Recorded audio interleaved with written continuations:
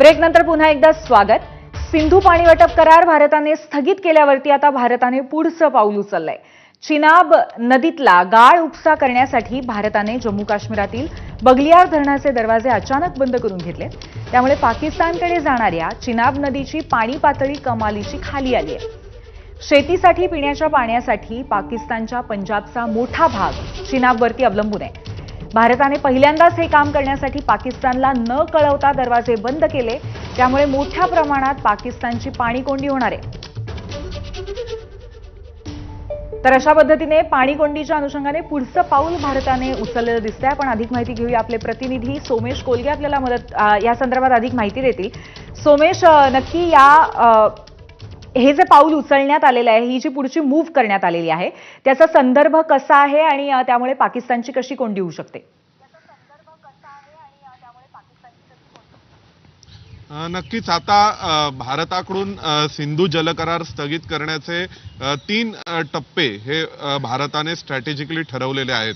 आता या 3 टप्प्यांमध्ये नेमकं काय केलं जाणार आहे ही माहिती गोपनीय आहे, परंतु भारताने स्ट्रॅटेजिकली कशा प्रकारे 3 टप्प्यात सिंधू जलकरार स्थगित केल्यानंतर काम करायचे हे ठरवलंय।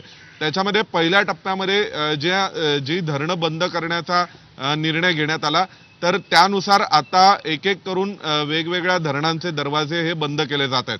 आपल्याला सर्वांना माहिती आहे की भारताने सिंधू जलकरार झाल्यानंतर जेव्हा सिंधू जलकरारामधला एक क्लॉज असा होता की भारत हा पाकिस्तानकडे जाणाऱ्या पाण्याचा गैर उपभोग्य असा वापर करू शकेल, म्हणजे नॉन कन्झ्युमिंग यूज हा करू शकेल। नॉन कन्झ्युमिंग यूजचा अर्थ असा होतो की भारत त्या पाण्याचा उपयोग हा एखाद्या इलेक्ट्रिसिटी जनरेशनच्या प्लांटसाठी करू शकतो, त्यामुळे विद्युत निर्मितीसाठी केला जाऊ शकतो।